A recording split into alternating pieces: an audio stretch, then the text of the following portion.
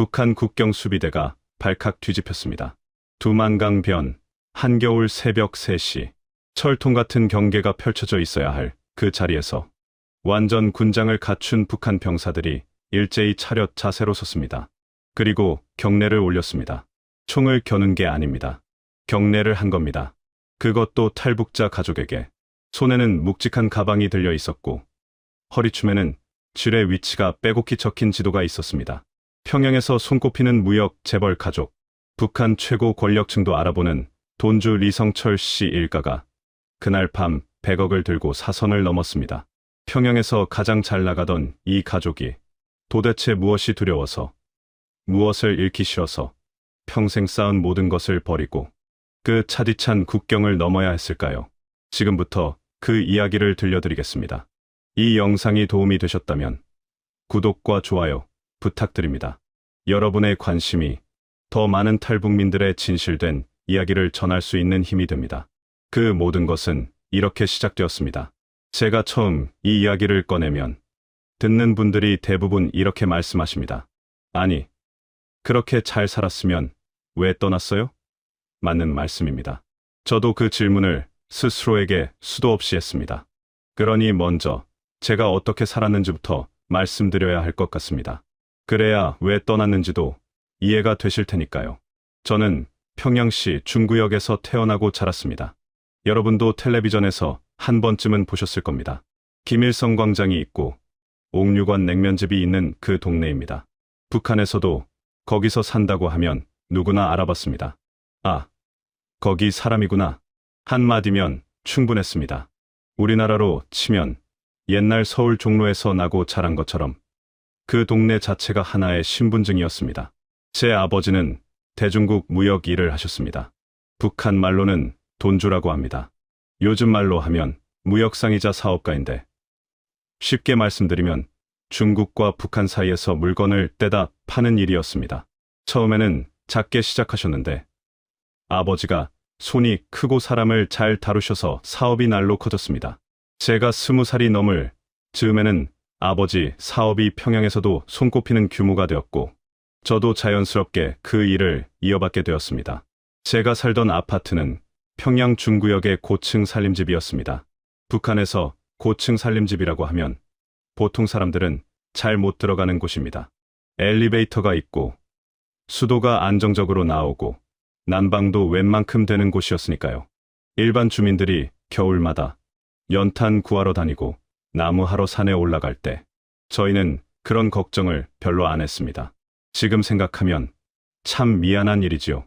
밥상도 달랐습니다. 북한에서 고난의 행군이 있었다는 거 여러분도 아시지요? 1990년대 중반 나라 전체가 굶주리던 그 시절 말입니다. 그 무렵 저는 16살이었는데 솔직히 말씀드리면 저는 그때도 배를 골치 않았습니다. 부끄러운 고백입니다만 사실이 그랬습니다. 아버지가 중국 쪽 사업을 하셨으니 쌀도 있었고 고기도 있었습니다. 명절이면 어머니가 만두도 빚고 떡도 하셨습니다. 지금도 어머니가 빚으시던 만두 냄새가 코끝에 맴도는 것 같습니다. 사업이 잘 될수록 살림도 나아졌습니다. 중국제 텔레비전이 생겼고 냉장고도 생겼습니다. 차도 있었습니다. 북한에서 개인이 차를 가진다는 게 어느 정도인지 아십니까? 우리나라 1970년대에 마이카 꿈꾸던 시절처럼 그게 정말 대단한 일이었습니다. 동네 사람들이 다 알았습니다. 리 선생네 차 있다더라. 그 말 한마디가 많은 걸 설명해 줬습니다. 북한에서 돈이 있으면 또 하나 좋은 점이 있었습니다. 장마당에 뭐든지 있었다는 겁니다. 장마당이라고 하면 여러분 말로 재래시장 같은 곳인데 공식적으로는 당이 허가한 시장입니다. 거기 가면 중국 물건, 한국 물건도 암암리에 있었습니다. 아, 한국 드라마 CD도 있었다는 말씀은 지금은 하면 안 되겠지만 어쨌든 돈만 있으면 뭐 구할 게 없었습니다. 저희는 그런 세상에서 살았습니다. 당에서 내려주는 선물도 있었습니다. 명절이면 특별 배급이 왔습니다. 술, 담배, 사탕, 과자. 일반 주민들은 이 배급 봉투 하나에 눈이 빛났지만 저희는 솔직히 그게 없어도 됐습니다. 하지만 받았습니다. 받아야 했습니다. 당의 은혜를 감사히 여기는 모습을 보여야 했으니까요. 그게 룰이었습니다. 정치 집회도 빠짐없이 나갔습니다. 총화라고 해서 일주일에 한 번씩 모여서 자아 비판도 하고 서로 비판도 하는 모임이 있었습니다. 나는 이번 주에 이런 잘못을 저질렀습니다. 하고 일어나서 말하는 겁니다. 동네 반장님이 일거수일투족을 다 알고 있는 것처럼 북한에서는 국가가 그 역할을 했습니다. 옆집에서 다 들여다보는 것처럼, 아니 그보다 훨씬 더 촘촘하게. 그렇게 살면서도 저는 이상하다는 생각을 별로 안 했습니다. 태어날 때부터 그랬으니까요. 물고기가 물속에 있으면서 물을 이상하다고 생각하지 않는 것처럼 저도 그냥 그게 세상이었습니다. 위대한 장군님이 계시고 당이 있고 그 아래서 우리가 살아간다. 그게 당연한 세계였습니다. 적어도 그때까지는. 그런데 말입니다. 아무리 잘 살아도, 아무리 배부르게 먹어도 마음 한편에 늘 뭔가가 걸렸습니다. 처음에는 그게 뭔지 몰랐습니다. 그냥 가끔 이상한 느낌. 왜 어떤 사람들은 이렇게 살고 어떤 사람들은 저렇게 살까? 왜 우리 공장 노동자들은 배급도 제대로 못 받으면서 장군님 덕분에 잘 삽니다를 외쳐야 할까? 왜 나는 이 질문을 소리내서 하면 안 될까? 그 작은 의문의 씨앗이 마음속에 심어진 건 제가 40이 가까울 무렵이었습니다. 그리고 그 씨앗은 어느 날 갑자기 아주 잔인한 방식으로 싹을 틔우게 됩니다. 그 일이 있기 전날 밤까지만 해도 저는 아무것도 몰랐습니다. 최광우, 제 오랜 친구입니다. 지금도 그 이름을 입에 올리면 가슴이 먹먹해집니다. 저와는 어릴 때부터 같은 동네에서 자란 친구였고 나중에는 사업도 같이 했습니다. 저보다 머리가 좋고 사람도 좋고 무엇보다 성실한 친구였습니다. 그 친구도 저처럼 돈주였습니다. 중국 쪽으로 의류 사업을 크게 했는데 평양에서 제법 이름이 알려진 사업가였습니다. 그 친구와 저는 한 달에 한두 번은 꼭 만났습니다. 평양 시내 좋은 식당에서 밥도 먹고 술도 한잔하고 사업 얘기, 가족 얘기, 별별 얘기를 다 했습니다. 그런데 어느 날 갑자기 연락이 끊겼습니다. 전화를 해도 받지 않고 집에 찾아가도 문이 굳게 닫혀 있었습니다. 이상하다 싶어서 주변에 물어봤습니다. 그랬더니 아무도 입을 열지 않는 겁니다. 평소에 친하게 지내던 사람들조차 눈을 피했습니다. 그게 더 무서웠습니다. 북한에서 아무도 말을 안 한다는 건 말을 해서는 안 된다는 뜻이니까요. 일주일쯤 지났을까요? 믿을 수 있는 지인을 통해서 소식을 들었습니다. 광호가 경제사범으로 잡혀갔다는 겁니다. 경제사범. 말은 점잖지만 실상은 당이 마음먹으면 누구에게든 붙일 수 있는 죄목입니다. 외화를 불법으로 거래했다느니, 밀수를 했다느니. 하지만 저는 알고 있었습니다. 광호가 한 일들이 불법이라면 북한에서 사업하는 사람치고 그 죄에서 자유로운 사람은 단 한 명도 없습니다. 저를 포함해서 재산은 전부 몰수됐다고 했습니다. 집도, 차도, 사업체도 하룻밤 사이에 다 사라진 겁니다. 그리고 광호는 어디론가 끌려갔습니다. 정치범 수용소라는 말이 돌았지만 아무도 확인을 못했습니다. 그게 더 잔인한 겁니다. 죽었는지 살았는지조차 모른 채 그냥 어느 날 사람이 없어지는 겁니다. 광호의 아내와 아이들은요. 그 사람들은 평양에서 쫓겨났습니다. 연좌제라고 해서 죄 지은 사람의 가족들도 함께 벌을 받는 겁니다. 우리나라에서도 일제시대나 전쟁 통에 그런 일이 있었지 않습니까? 연좌제가 얼마나 무서운 건지 어르신들은 잘 아실 겁니다. 광호의 가족은 그날 이후로 소식이 끊겼습니다. 저는 며칠을 멍하니 보냈습니다. 밥도 잘 못 먹었습니다. 아내가 걱정이 돼서 뭘 자꾸 물어봤는데 저는 대답을 못했습니다. 아내한테도 섣불리 말을 꺼낼 수가 없었습니다. 북한에서는 부부 사이에도 함부로 할 수 없는 말들이 있습니다. 벽에도 귀가 있다는 말이 괜히 나온 게 아닙니다. 그때 머릿속에서 빙글빙글 돌던 생각이 있었습니다. 광호가 뭘 잘못했나? 아닙니다. 잘못한 게 없습니다. 그 친구는 그냥 사업을 잘했습니다. 너무 잘한 게 문제였는지도 모릅니다. 어느 순간 위에서 눈독을 들인 거죠. 이쯤 되면 슬슬 뜯어내도 되겠다 싶었던 겁니다. 그게 북한에서 돈주가 사는 방식이었습니다. 아무리 열심히 일해서 돈을 모아도 위에서 손을 뻗으면 그냥 빼앗기는 겁니다. 동네 이장님이 모든 걸 결정하는 것처럼. 아니, 그보다 훨씬 강력한 권력이 이제 내 것 내놔라 하면 그냥 내놔야 하는 구조였습니다. 광호 일이 있고 나서 한 달쯤 됐을 무렵이었습니다. 저는 우연히 평양 시내에서 공개 처형을 목격하게 됐습니다. 처형이라고 하면 여러분들은 상상이 잘 안 되실 수도 있습니다. 그 자리에서 총살을 하는 겁니다. 공개적으로 주민들을 다 불러 모아놓고 죄목은 외화 밀거래였다고 했습니다. 저는 그 자리에 서서 눈을 감지 못했습니다. 감으면 더 이상한 사람이 되니까요. 뜨고 있어야 했습니다.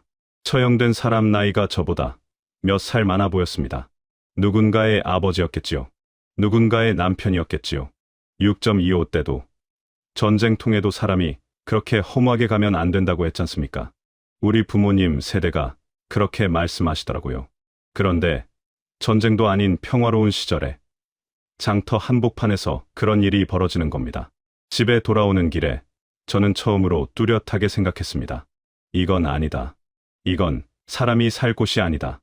열심히 일하면 빼앗기고 눈 밖에 나면 사라지고 죽어도 왜 죽었는지 물어볼 수도 없는 곳. 그때까지 제가 당연하게 여겼던 세계가 사실은 당연한 게 하나도 없는 세계였다는 걸 그날 처음으로 정면으로 바라봤습니다. 그 깨달음은 처음에는 아주 조용히 왔습니다. 하지만 한번 눈을 뜨고 나면 다시는 예전으로 돌아갈 수 없습니다. 보이지 않던 것들이 보이기 시작했습니다. 그리고 보이기 시작한 것들은 하나같이 무서웠습니다. 눈을 한번 뜨고 나니 세상이 달리 보이기 시작했습니다. 광호가 사라진 뒤로 저는 사업을 하면서도 늘 뒤를 돌아보게 됐습니다. 회의 자리에서도, 거래처 사람을 만날 때도, 심지어 집에서 아내와 밥을 먹을 때도 머릿속 한편에는 항상 그 생각이 있었습니다. 다음은 내 차례가 아닐까. 광호한테 했던 것처럼 언제 누가 내 문을 두드릴까. 그 불안이 현실이 되는 데는 그리 오랜 시간이 걸리지 않았습니다. 어느 날 당 간부 한 명이 저를 찾아왔습니다. 직함은 거창했습니다만 하는 일은 한 가지였습니다. 상납을 받아내는 일. 처음에는 점잖게 말했습니다. 리 동무, 당을 위해서 좀 협조해줘야 하지 않겠소. 협조라는 말이 참 듣기 좋습니다. 하지만 그 뜻은 간단합니다. 돈을 내놓으라는 겁니다. 처음엔 얼마 안 됐습니다. 그 정도는 낼 수 있었습니다. 사업을 계속하려면 그 정도 기름칠은 해야 한다는 걸 저도 알고 있었습니다. 북한에서 사업하는 사람치고 상납 안 하는 사람은 없습니다. 그게 암묵적인 규칙이었습니다. 위에 바치고 그 위에 또 바치고 그렇게 줄줄이 연결된 먹이사슬이었습니다. 문제는 그게 점점 커졌다는 겁니다. 한 번 주면 2번을 요구하고 2번 주면 3번을 요구했습니다. 금액도 처음과는 비교도 안 되게 불어났습니다.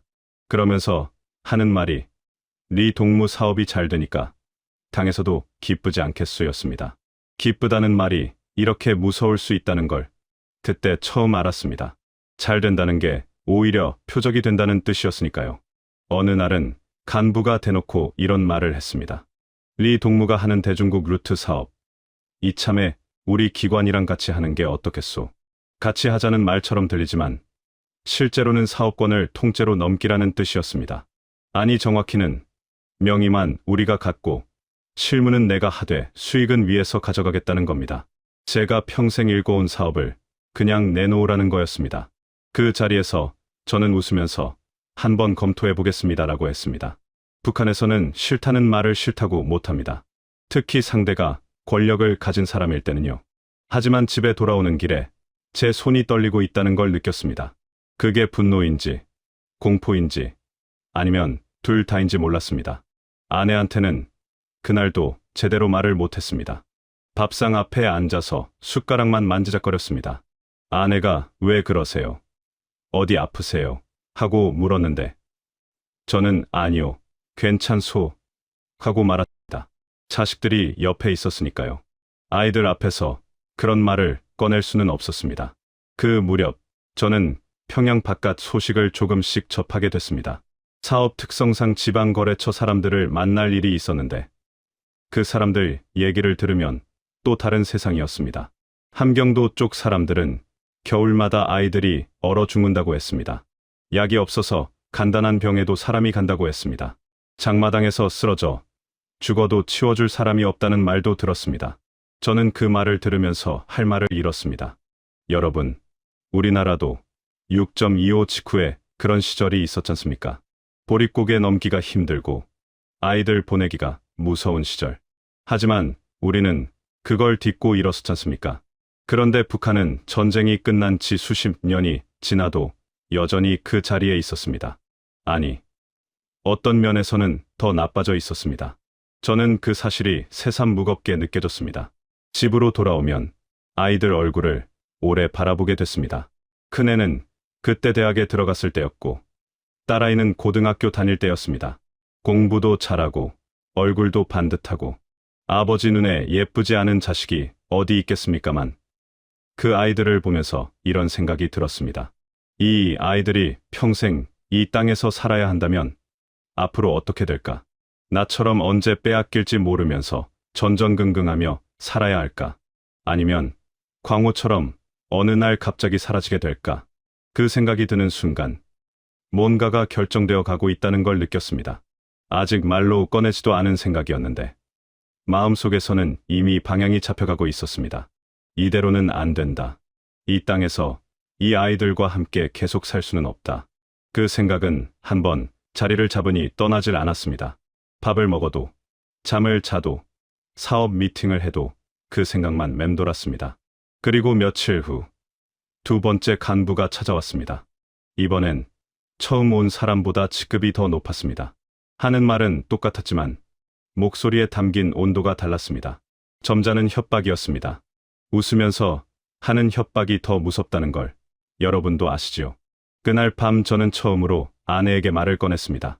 아이들이 잠든 뒤 방문을 닫고 아주 낮은 목소리로 우리 떠나는 걸 생각해봐야 할 것 같소.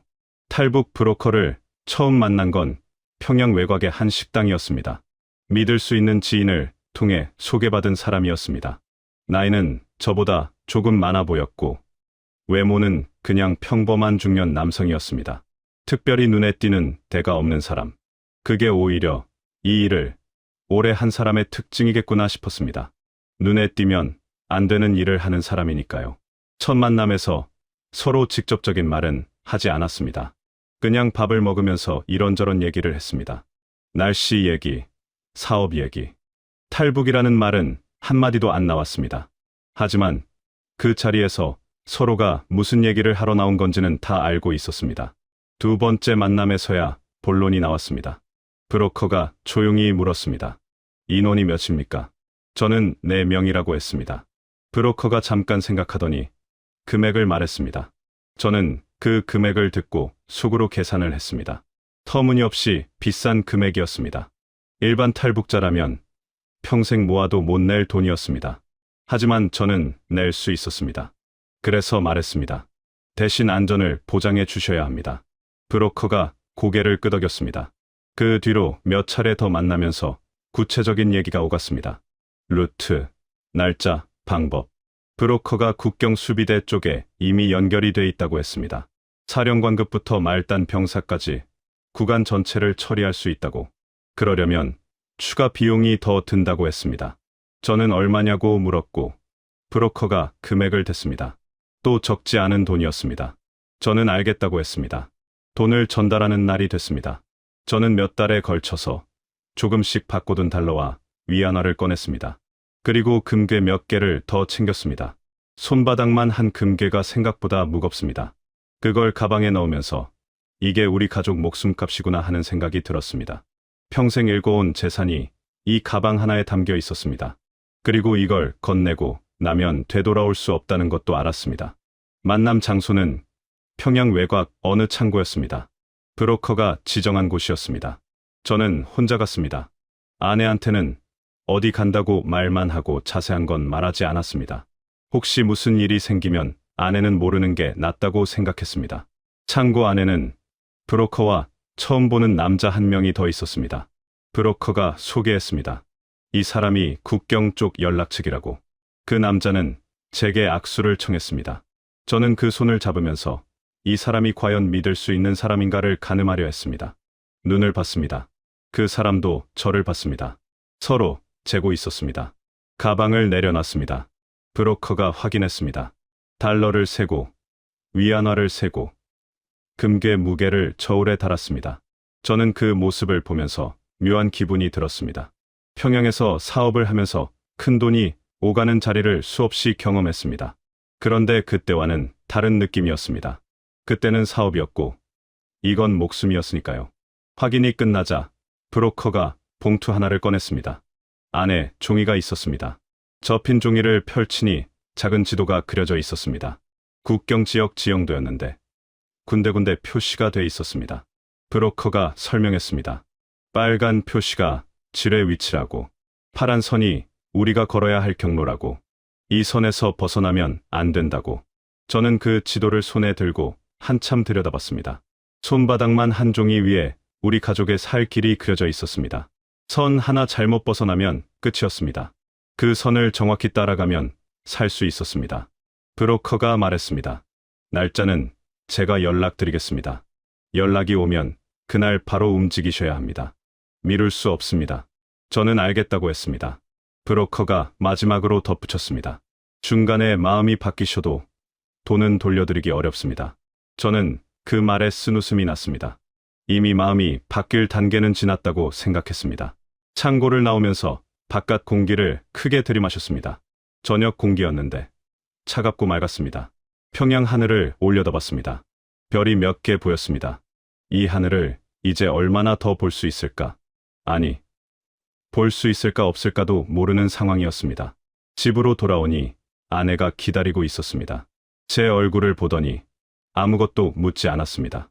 그냥 따뜻한 차 한 잔을 내밀었습니다. 저는 그 차를 받아 들고 앉았습니다.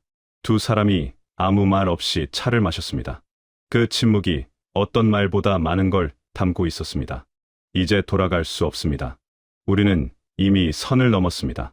국경을 넘기 전에 마음속에서 먼저 선을 넘었습니다.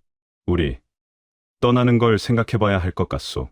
그 말을 꺼내는 때 몇 달이 걸렸습니다. 하지만 막상 말을 뱉고 나니 그 뒤로는 빨랐습니다. 아내도 이미 알고 있었던 겁니다. 남편이 요즘 왜 저러나 했던 게 아니었습니다. 아내도 느끼고 있었던 겁니다. 이 집에, 이 나라에 더 이상 우리 자리가 없다는 걸. 아내는 한참 아무 말이 없었습니다. 방 안에 불도 끄고 두 사람이 어둠 속에 앉아 있었습니다. 그러다 아내가 조용히 물었습니다. 어머님은요? 그 한마디에 저는 대답을 못했습니다. 어머니, 그게 문제였습니다. 저희 어머니는 그때 76이셨습니다.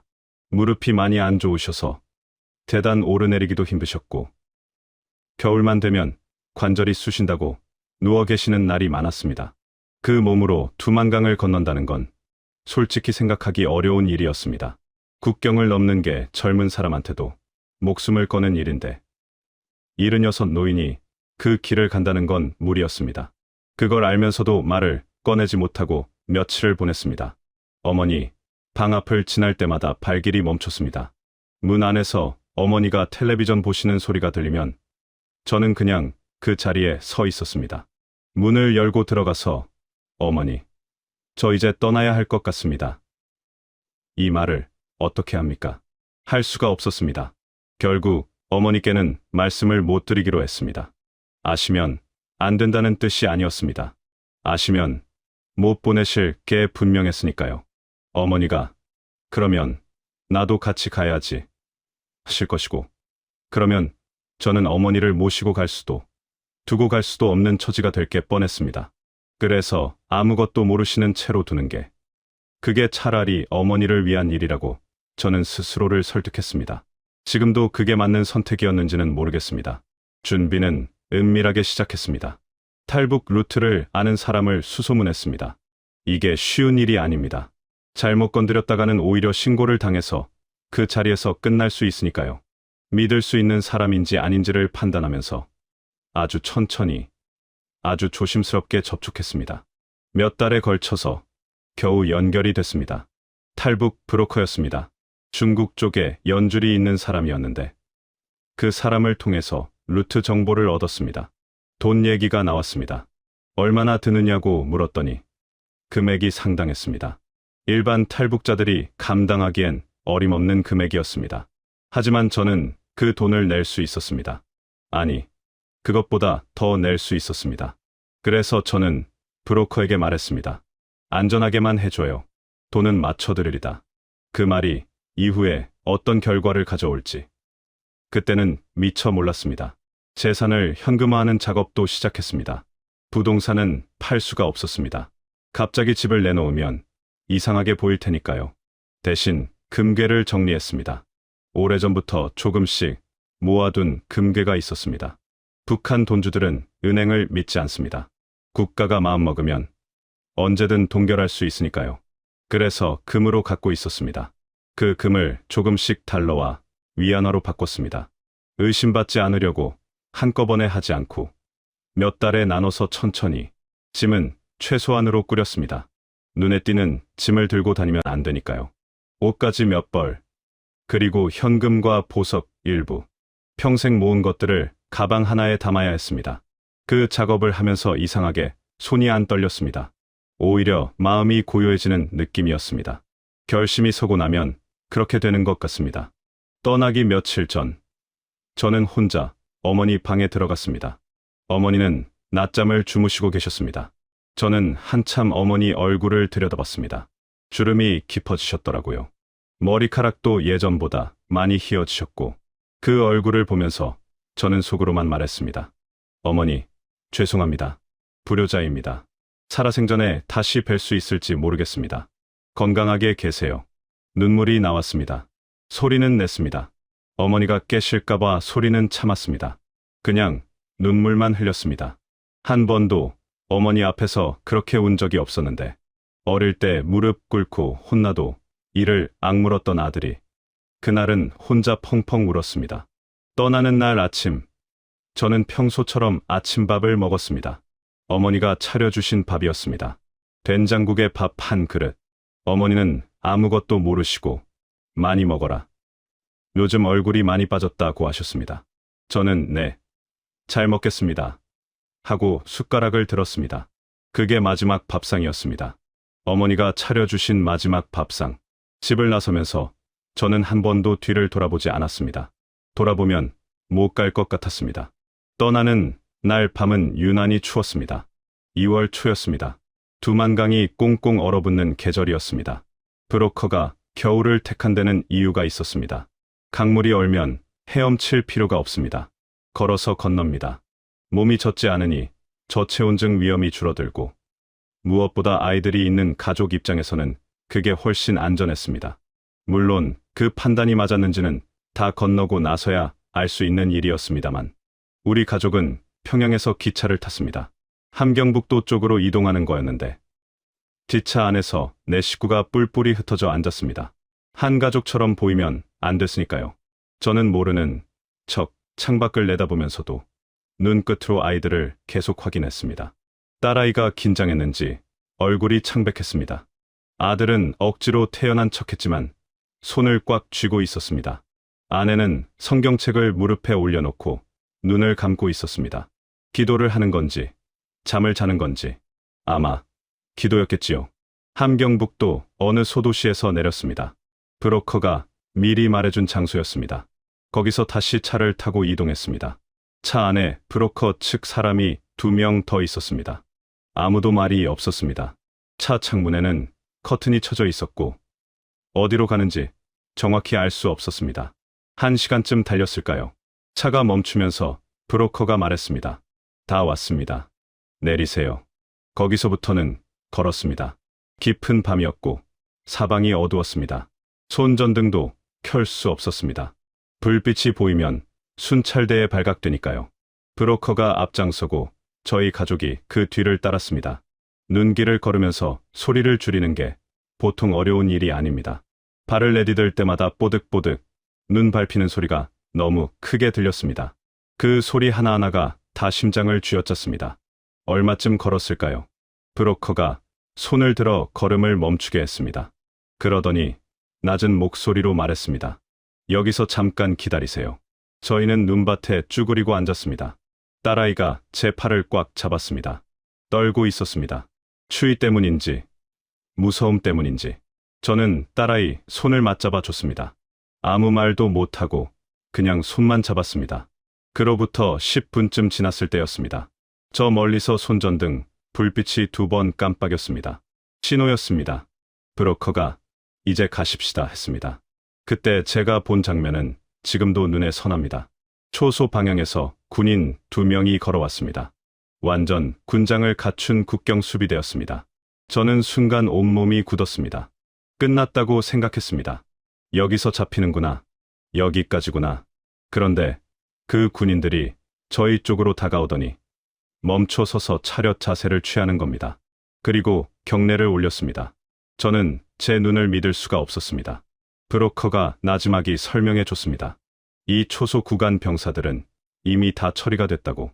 사령관부터 말단 병사까지 구간마다 책임자한테 수만 달러씩 건넸다고 했습니다. 저한테서 받은 돈의 상당 부분이 바로 이 용도였습니다. 북한 병사 월급이 얼마인지 아십니까? 달러로 환산하면 몇 달러도 안 됩니다. 그 사람들한테 수만 달러는 상상도 못할 금액입니다. 그러니 눈을 감는 겁니다. 아니, 눈을 감는 게 아니라 직접 길을 열어주는 겁니다. 그 군인들 사이로 저희 가족이 걸어 나갔습니다. 가죽 장갑을 낀 손으로 가방을 들고 내 식구가 한 줄로. 군인들은 그 자리에 서서 저희가 지나갈 때까지 경례 자세를 유지했습니다. 그 광경이 너무 비현실적이어서 꿈을 꾸는 건가 싶었습니다. 브로커가 미리 건네준 지도가 있었습니다. 손바닥만 한 종이에 빼곡하게 선이 그어진 지도였는데 질의 위치가 표시된 지도였습니다. 국경 수비대 사령관 측에서 직접 넘겨준 거라고 했습니다. 저는 그 지도를 손에 쥐고 걸었습니다. 발밑에 지뢰가 있다는 걸 알면서 걷는 느낌이 어떤 건지 말로 설명하기가 어렵습니다. 한 발 한 발이 전부 도박이었습니다. 지도를 믿을 수밖에 없는데 그 지도를 준 사람을 온전히 믿을 수 있는가? 그 불안을 안고 걸었습니다. 두만강에 닿았습니다. 강은 단단히 얼어 있었습니다. 브로커가 먼저 발로 얼음을 두드려 보더니 건너도 됩니다 했습니다. 저는 가족을 돌아봤습니다.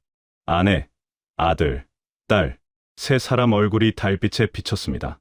무섭고 지치고 그래도 여기까지 왔다는 눈빛. 저는 아무 말 않고 먼저 발을 내디뎠습니다. 얼음 위를 걷는 소리가 났습니다.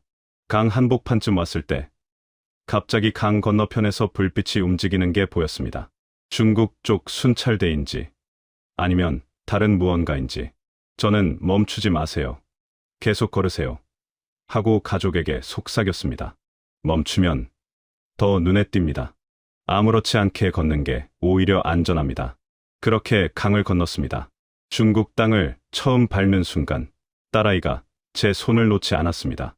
아내가 짧게 숨을 내쉬는 소리가 들렸습니다. 아들은 뒤를 한 번 돌아봤습니다. 저는 돌아보지 않았습니다. 이미 건넜습니다. 이제 앞만 봐야 했습니다. 하지만 그때는 몰랐습니다. 국경을 넘은 게 끝이 아니라는 걸. 진짜 시련은 이제부터였습니다. 중국 땅을 밟은 순간 저는 숨을 크게 들이쉬었습니다. 살았다. 그 생각이 먼저였습니다. 국경을 넘었으니 이제 됐다. 북한 순찰대가 뒤쫓아올 수 없는 땅에 왔으니 이제 안전하다. 그렇게 생각했습니다. 그런데 그게 착각이었습니다. 아주 위험한 착각이었습니다. 강을 건넌 직후 브로커가 미리 대기시켜 둔 차가 있었습니다. 검은색 승합차였는데 불도 끄고 기다리고 있었습니다. 저희 가족이 타자마자 차가 출발했습니다. 어디로 가는지 물었더니 선양이라고 했습니다. 중국 야오닝성에 있는 큰 도시입니다. 거기서 다음 단계를 준비할 거라고 했습니다. 차 안에서 가족들이 조금씩 긴장을 풀었습니다. 딸아이가 제 어깨에 기대서 잠이 들었습니다. 아들은 창밖을 멍하니 바라봤습니다. 아내가 제 손을 꼭 잡았습니다. 저는 그 손을 잡으면서 눈을 감았습니다. 어머니, 얼굴이 떠올랐습니다. 지금쯤 어머니는 뭘 하고 계실까? 아침에 일어나서 아들 방에 가보시면 아무도 없을 텐데. 그 생각을 하니 가슴이 무너지는 것 같았습니다. 선양에 도착한 건 이튿날 새벽이었습니다. 브로커가 미리 잡아둔 숙소로 갔습니다. 작은 아파트였는데 조선족이 운영하는 곳이었습니다. 조선족이라고 하면 여러분도 아시지요? 중국에 사는 우리 동포들입니다. 같은 말을 쓰고 비슷한 음식을 먹는 사람들. 그 아주머니가 저희를 보더니 말없이 따뜻한 국을 끓여주셨습니다. 된장국이었습니다. 그 냄새를 맡는 순간 눈물이 핑 돌았습니다. 말 한마디 안 해도 그 국 한 그릇이 얼마나 큰 위로가 됐는지 모릅니다. 며칠은 그렇게 숨을 돌렸습니다. 그런데 열흘쯤 지났을 무렵부터 이상한 낌새가 느껴졌습니다. 브로커가 연락이 뜸해지더니 어느 날은 아예 전화를 안 받는 겁니다. 그러다 겨우 연락이 닿으면 조금만 더 기다리세요. 준비 중입니다 했습니다. 준비가 뭘 준비하는 건지 구체적인 말이 없었습니다. 저는 뭔가 잘못 돌아가고 있다는 걸 느꼈습니다. 나중에 알게 된 사실이지만 소문이 퍼진 겁니다. 북한에서 거액을 들고 넘어온 돈주 가족이 선양에 있다는 소문이. 탈북자 사회는 생각보다 좁습니다. 그리고 돈 냄새가 나는 곳에는 반드시 노리는 사람이 생깁니다. 브로커 주변에서도 내부 균열이 생겼던 것 같습니다. 우리 가족을 중국 공안에 넘기거나 아니면 돈을 더 뜯어내려는 움직임이 있었다는 걸 나중에 전해 들었습니다. 저는 결단을 내렸습니다. 이 브로커를 더 이상 믿으면 안 된다. 다른 루트를 찾아야 한다. 숙소를 먼저 옮겼습니다. 조선족 아주머니께 사정을 말씀드렸더니 아는 분을 소개해 주셨습니다. 선양 근교에서 교회를 운영하는 한국 선교사님이었습니다. 그분이 저희를 받아주셨습니다. 교회 창고 한켠에 간이 침대를 놓고 지내게 됐습니다.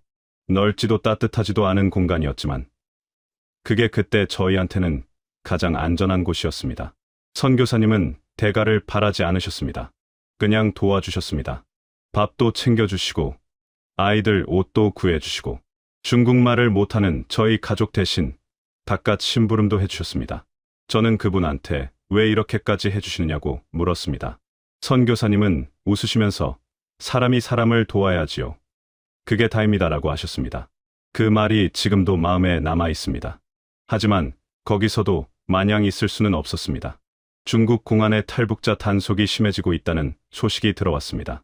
중국에서 잡힌 탈북자는 북한으로 강제 송환됩니다.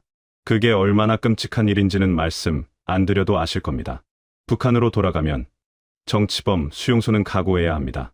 아이들까지 데리고 온 저로서는 그 생각만 해도 온몸에 소름이 돋았습니다. 신분을 숨기는 것도 한계가 있었습니다. 저희는 중국어를 못했습니다. 평양에서 그나마 배운 중국어가 있었지만 현지 사람들이 쓰는 말과는 달랐습니다. 슈퍼에 가도 길을 걸어도 우리가 이방인이라는 게 티가 났습니다. 언제 누가 신고할지 모르는 상황이었습니다. 선양 도착 이후로는 외출도 거의 못했습니다. 내 식구가 작은 창고방에 갇혀 있다시피 지냈습니다. 그렇게 창고방에 갇혀 지내는 날들이 쌓여갔습니다. 내 식구가 좁은 공간에서 하루하루를 버텼습니다. 아무것도 할 수 없는 기다림이었습니다. 국경을 넘으면 자유인 줄 알았는데 중국에서 저희는 유령이었습니다. 존재하되 존재할 수 없는 사람들. 그 서러움이 가장 깊어질 무렵 선교사님이 저희를 같은 처지의 다른 가족과 연결해 주셨습니다. 선교사님이 소개해 주신 가족은 창고 바로 옆 방에 있었습니다. 30대 중반으로 보이는 부부와 어린아이 둘이었습니다.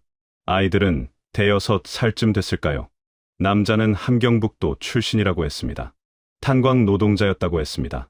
여자는 같은 지역에서 장마당 장사를 했다고 했습니다. 두 사람이 만나서 결혼하고 아이 둘을 낳았는데 더 이상 그 땅에서는 살 수 없겠다 싶어서 나왔다고 했습니다. 왜 나왔냐고 물었더니 남자가 말했습니다. 탄광에서 사고가 났는데 동료가 죽었다고. 안전 장비도 제대로 안 주고 일만 시키다가 사람이 죽었는데 위에서는 그 사고를 숨기려 했다고. 유족한테도 제대로 된 보상이 없었다고. 그걸 보면서 이 나라에서는 사람이 사람 취급을 못 받는다는 걸 알았다고 했습니다. 그 이야기를 듣는 동안 저는 말이 없었습니다. 그 사람들이 중국에 오기까지 겪은 일을 들었습니다. 가진 돈을 다 털어서 브로커에게 줬는데 그 브로커가 절반만 받고 일을 해줬다고 했습니다. 국경 근처까지 안내는 해줬는데 이유는 알아서 하라고 했다는 겁니다. 결국 강을 헤엄쳐서 건넜다고 했습니다. 한겨울에 아이들을 안고. 저는 그 말을 듣고 한동안 아무 말도 못했습니다. 우리는 군인들의 경례를 받으며 걸어서 건넜습니다. 지뢰 지도를 손에 쥐고 미리 다 준비된 길을 걸었습니다. 그 사람들은 한겨울 강물에 아이를 안고 뛰어들었습니다. 같은 국경이었습니다. 같은 두만강이었습니다. 그런데 이렇게 달랐습니다. 돈이 있으면 이렇게 다릅니다. 돈이 있으면 군인들이 경례를 하고 돈이 없으면 아이를 안고 강물에 뛰어드는 겁니다. 그게 공평한가? 그게 옳은가? 머리로는 옳지 않다는 걸 알았습니다. 하지만 그렇다고 내가 가진 돈을 쓰지 않고 가족들을 위험에 빠뜨릴 수는 없었습니다. 그 사이에서 저는 갈피를 못 잡았습니다. 다음 날 아침 그 가족과 같이 밥을 먹었습니다. 선교사님이 끓여주신 죽이었습니다. 아이들이 숟가락을 들고 열심히 먹었습니다. 우리 딸아이가 그 어린아이 옆에 앉아서 이것저것 떠먹여줬습니다. 아이들은 말이 통하든 안 통하든 금방 친해졌습니다. 그 모습을 보면서 저는 조용히 숟가락을 들었습니다. 그 남자가 저한테 물었습니다. 선생님은 평양 분이시라면서요? 저는 네, 했습니다. 그 남자가 잠깐 말이 없다가 말했습니다. 평양에서도 이렇게 되는 수가 있군요. 그 말에 담긴 게 뭔지 저는 알았습니다. 놀람이었습니다. 평양 사람도 탈북을 하는구나 하는 놀람. 그리고 어쩌면 그 안에 약간의 위안도 있었을 겁니다. 잘 사는 사람도 결국 같은 처지가 된다는. 저는 그 남자한테 솔직하게 말했습니다. 저는 형편이 좀 달랐습니다. 그 점이 미안합니다. 그 남자가 고개를 저었습니다. 미안하실 거 없습니다. 다들 살려고 온 거 아닙니까? 그 말이 오히려 더 마음에 걸렸습니다. 그 가족은 며칠 뒤에 다른 곳으로 이동했습니다. 동남아시아 루트를 통해서 한국으로 가려 한다고 했습니다. 거기서 또 몇 달이 걸릴 거라고 했습니다. 아이들을 데리고 그 긴 길을 간다고. 헤어지면서 그 남자와 악수를 했습니다. 그 부인이 우리 아이들한테 작은 사탕 하나씩을 손에 쥐어줬습니다. 중국 편의점에서 산 것 같은 싸구려 사탕이었는데 그 사탕이 그렇게 크게 느껴졌습니다. 그 가족이 한국에 잘 도착했는지 저는 아직도 모릅니다. 어딘가에서 잘 지내고 있기를 바랍니다. 그 만남이 있고 얼마 지나지 않아서였습니다. 저는 창고방에 혼자 앉아서 이런 생각을 했습니다. 우리도 더 이상 여기 있으면 안 된다. 저 가족처럼 아직 갈 길이 남아있다. 뭔가 결단을 내려야 할 때가 됐다. 그 생각이 마음속에서 굳어질 무렵 선교사님이 문을 두드리셨습니다. 리 선생님, 드릴 말씀이 있는데요. 한국으로 가는 방법을 알아봐 드릴 수 있을 것 같습니다. 한번 생각해 보시겠습니까? 저는 그 자리에서 바로 대답했습니다. 부탁드립니다. 선교사님이 연결해 주신 분은 탈북자 지원 네트워크에서 일하는 분이었습니다. 이름도 모르고 얼굴도 자세히 보지 못했습니다. 그냥 선교사님이 믿을 수 있는 분이라고 하셨으니 믿었습니다. 그분이 말씀하시길 한국으로 가려면 동남아시아를 거쳐야 한다고 했습니다. 중국에서 한국으로 직접 가는 길은 없습니다. 중국과 한국 사이에는 탈북자를 받아주는 공식 루트가 없으니까요. 그래서 제3국을 경유해야 합니다. 태국이나 라오스 같은 나라를 거쳐서 그 나라 주재 한국 대사관에 들어가는 겁니다. 그런데 저는 여기서 다른 선택을 했습니다. 동남아시아 루트는 시간이 오래 걸립니다. 빠르면 몇 달, 길면 반년 이상 걸리는 경우도 있습니다. 도중에 잡히면 그 나라에서 구금되거나 중국으로 돌려보내질 수도 있습니다. 체력적으로도 심리적으로도 긴 여정입니다. 아이들을 데리고 그 길을 가는 게 맞는가? 저는 고민했습니다. 그래서 돈을 쓰기로 했습니다. 가지고 있는 게 돈밖에 없다면 그 돈으로 가장 빠르고 안전한 길을 사야 한다고 판단했습니다. 네트워크 안에서 소문을 들었습니다. 위조 신분증과 항공권을 이용해서 제3국으로 나가는 방법이 있다고. 비용이 상당했습니다만 저는 망설이지 않았습니다. 위조 서류를 준비하는데 3주가 걸렸습니다. 그 3주 동안 저희 가족은 교회 창고방에서 꼼짝 않고 지냈습니다. 바깥에 나가는 건 해가 진 뒤에 잠깐, 그것도 한 명씩만. 아이들이 많이 지쳐했습니다. 딸아이는 그 무렵 몸이 안 좋아졌습니다. 감기가 걸렸는데 병원을 갈 수가 없었습니다. 신분이 없는 사람이 중국 병원에 가면 바로 신원 조회가 들어오니까요. 선교사님이 구해다 주신 감기약으로 버텼습니다. 서류가 준비됐다는 연락을 받은 날 밤, 저는 가족들을 불러 모았습니다. 내일 움직인다고 했습니다. 아들이, 아버지, 정말 될까요? 라고 물었습니다. 저는 된다고 했습니다. 확신이 있어서가 아니었습니다. 아버지니까 그렇게 말해야 했습니다. 출발 당일 아침, 저희는 각자 다른 시간에 숙소를 나섰습니다. 공항까지 가는 것도 흩어져서 갔습니다. 한 가족처럼 보이면 안 되니까요. 저는 제일 먼저 나왔고, 아내와 아이들은 간격을 두고 따로 이동했습니다. 공항에서 다시 만나기로 했습니다. 그 짧은 이동 시간 동안 가족들과 떨어져 있는 게 얼마나 불안했는지 모릅니다. 혹시 중간에 무슨 일이 생기면 어떡하나, 연락도 제대로 못하는 상황이었으니까요. 공항에 도착했습니다. 선양 타오셴 국제공항이었습니다. 저는 위조 신분증을 손에 쥐고 체크인 카운터로 걸어갔습니다. 손에 땀이 났습니다. 평소에는 땀을 잘 안 흘리는 편인데 그날은 장갑 안이 축축할 정도였습니다. 카운터 직원이 서류를 받아서 들여다봤습니다. 1초, 2초, 3초. 그 몇 초가 몇 년처럼 느껴졌습니다. 직원이 고개를 들었습니다. 저는 최대한 자연스러운 표정을 지으려고 했습니다. 직원이 다시 서류를 내려다봤습니다. 그러더니 탑승권을 뽑아서 건네줬습니다. 아무 말 없이 그냥 줬습니다. 저는 감사합니다라고 중국말로 말하고 돌아섰습니다. 뒤돌아서는 순간 다리에 힘이 풀렸습니다. 겨우 붙들었습니다. 가족들도 각자 체크인을 마쳤습니다. 출국 심사대 앞에서 다시 흩어졌습니다. 심사대를 통과하는 것도 제각각 시간을 두고 했습니다. 제가 먼저 줄을 섰습니다.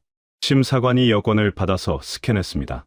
화면을 보더니 다시 저를 봤습니다. 저는 그 눈을 피하지 않고 바라봤습니다. 심사관이 다시 화면을 봤습니다. 그리고 여권에 도장을 찍어서 돌려줬습니다. 통과였습니다. 면세구역으로 들어서자마자 저는 기둥 뒤로 가서 벽에 등을 기댔습니다. 눈을 감았습니다. 호흡을 가다듬었습니다.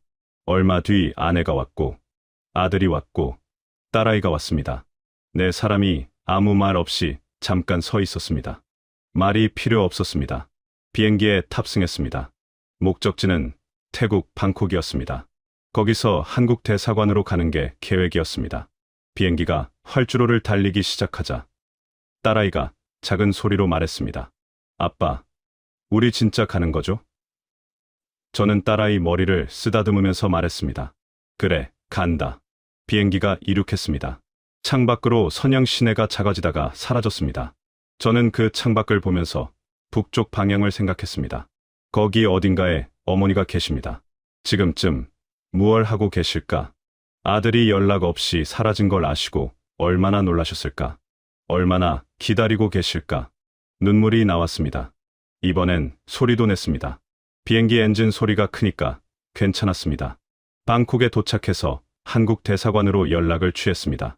대사관 측에서 저희를 받아주셨습니다. 영사관 직원이 절차를 안내해 주셨는데 그분이 한국말로 고생 많으셨습니다라고 했습니다. 그 한마디에 아내가 그 자리에서 주저앉아 울었습니다. 저도 더 이상 참지 않았습니다. 고생 많으셨습니다. 그 말 한마디가 그렇게 클 줄 몰랐습니다. 한국 땅을 처음 밟은 날이 생각납니다. 방콕 대사관에서 절차를 마치고 한국행 비행기를 탔습니다. 인천공항에 내리는 순간 저는 한동안 그 자리에 서 있었습니다. 공항 바닥을 내려다봤습니다. 반질반질하게 닦인 대리석 바닥이었습니다. 아무것도 아닌 그 바닥이 그날따라 왜 그렇게 눈에 들어왔는지 모르겠습니다. 여기가 대한민국이구나. 이 땅이 이제 내가 살 곳이구나. 그 생각이 드는데 기쁜 건지 무서운 건지 슬픈 건지 도무지 감정이 정리가 안 됐습니다. 입국 절차를 마치고 국정원 조사가 시작됐습니다. 탈북자는 한국에 들어오면 먼저 국가정보원에서 조사를 받습니다. 신원 확인과 안보 관련 질문들이었습니다. 저는 아는 것은 다 말했습니다. 숨길 게 없었습니다. 조사관들이 꼼꼼하게 물어봤는데 불편하거나 거칠게 대하지는 않았습니다. 오히려 정중했습니다. 그것도 처음에는 낯설었습니다. 북한에서 기관 사람들한테 정중하게 대우받아 본 적이 없었으니까요. 조사가 끝나고 하나원에 들어갔습니다. 하나원은 탈북자들이 한국 사회에 적응하도록 도와주는 교육기관입니다. 거기서 몇 달을 보냈습니다. 한국 생활 전반에 대한 교육을 받았습니다. 대중교통 이용하는 법, 은행 계좌 만드는 법, 건강보험 쓰는 법. 저한테는 다 새로운 것들이었습니다. 평양에서 잘 살았다고 했지만 그게 한국 생활을 아는 것과는 전혀 다른 얘기였습니다. 북한에서 제가 알던 세상과 한국은 같은 한반도인데 완전히 다른 나라였습니다. 말투도 달랐습니다. 한국 사람들이 쓰는 말을 듣고 있으면 분명 한국말인데 모르는 단어가 수두룩했습니다. 영어에서 온 말들이 너무 많았습니다. 처음에는 하나원 선생님한테 물어봤다가 나중에는 물어보는 것도 부끄러워서 그냥 적어뒀다가 나중에 찾아봤습니다. 아들과 딸은 금방 적응했습니다. 젊으니까요. 그런데 저와 아내는 한참 걸렸습니다. 말 하나 잘못 썼다가 사람들이 이상하게 쳐다볼까봐. 처음에는 가게에서 물건 하나 사는 것도 긴장이 됐습니다. 음식도 처음에는 낯설었습니다. 평양에서도 나름 좋은 음식을 먹었다고 생각했는데 한국 음식은 또 달랐습니다. 양념 맛이 다르고 식재료 종류도 달랐습니다. 된장 맛도 조금 달랐습니다. 이상하게도 그 차이가 처음에는 서운하게 느껴졌습니다. 같은 민족인데 왜 이렇게 다를까? 그 생각이 들 때마다 분단이 얼마나 오래된 일인지가 새삼 실감났습니다. 수십 년이 갈라놓은 차이가 밥상에도 고스란히 배어 있었습니다. 그래도 금방 좋아하는 음식이 생겼습니다. 순댓국이었습니다. 처음 먹었을 때 국물이 구수하고 따뜻한 게 어머니가 끓여주시던 것과 비슷한 느낌이 있었습니다. 정확히 같지는 않지만 뭔가 닮은 구석이 있었습니다. 그래서인지 그 집 앞을 지나갈 때마다 발길이 멈췄습니다. 하나원을 나와서 임대 아파트를 배정받았습니다. 그 첫날 밤, 내 식구가 빈 방에 앉아서 치킨을 시켜 먹었습니다. 배달 음식이라는 게 처음에는 신기했습니다. 전화 한 통이면 음식이 집까지 온다는 게. 아들이 앱으로 주문하는 걸 옆에서 보면서 이런 게 다 있구나 싶었습니다. 치킨을 먹으면서 딸아이가 웃었습니다. 오랜만에 보는 웃음이었습니다. 그 모습이 그렇게 반가울 수가 없었습니다. 한국에 온 지 몇 달이 지나서 저는 처음으로 인터넷으로 북한 관련 소식을 찾아봤습니다. 탈북자 증언, 북한 내부 소식, 인권 보고서들, 제가 살던 곳에 대한 이야기들이 외부 세계에서 어떻게 기록되고 있는지를 처음으로 제3자의 시선으로 봤습니다. 그 글들을 읽으면서 이상한 감정이 들었습니다. 분노인지, 슬픔인지, 아니면 그 둘이 뒤섞인 건지. 내가 살아온 곳이 이렇게 보이는구나. 이 안에 아직도 사람들이 살고 있구나. 어머니, 생각이 하루도 빠짐없이 납니다. 한국에 와서 여러 경로로 수소문해 봤습니다. 혹시 어머니 소식을 알 수 있는 방법이 있을까 해서요. 하지만 연락 닿을 방법이 없었습니다. 중국을 통한 비선 연락이 가능하다는 말도 있었지만 그게 어머니를 더 위험하게 만들 수도 있다는 생각에 선뜻 나서지 못했습니다. 아들이 탈북한 사실이 알려지면 어머니한테도 불똥이 튈 수 있으니까요. 그래서 그냥 가슴에 묻어두고 있습니다. 어머니가 건강하게 계시길. 그것만 바랍니다. 여러분, 이산가족이 어떤 마음인지 어르신들은 아실 겁니다. 6.25 때 헤어진 가족을 수십 년 동안 그리워하며 사신 분들이 얼마나 많으십니까? 이름석 자 들고 평생을 기다리신 분들. 저도 이제 그 마음을 압니다. 살아있는지 죽었는지도 모른 채 그냥 보고 싶다는 마음만 안고 사는 것이 어떤 건지를 가끔 이런 생각을 합니다. 내가 북한에서 가진 것들이 얼마나 많았나. 차도 있고 집도 있고 돈도 있었습니다. 평양에서 손꼽히는 사업가였습니다.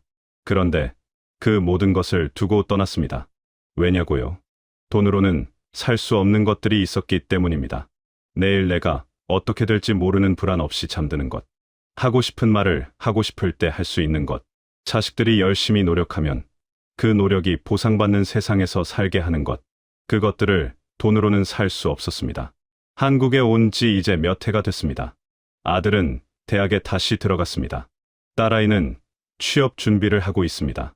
아내는 한국말이 많이 늘었습니다. 저는 작은 사업을 하나 시작했습니다. 예전만큼은 아니지만 그래도 내가 번 만큼 내 것이 되는 사업입니다. 누가 빼앗아 가지 않는 사업입니다. 그게 얼마나 당연하고 소중한 건지 여기 오기 전에는 몰랐습니다. 통일이 됐으면 좋겠습니다. 제 살아생전에 됐으면 좋겠습니다. 어머니 살아 계실 때 됐으면 더 좋겠습니다. 그냥 한 번만, 어머니 손 한 번만 잡아봤으면 그것만이 지금 제 소원입니다. 돈도 아니고 사업도 아니고 그냥 어머니 손 한번. 북한에 아직 남아 계신 분들, 그리고 여기서 가족을 기다리는 분들, 우리 모두의 소원이 이루어지는 날이 오기를 오늘도 조용히 바랍니다. 들어주셔서 감사합니다.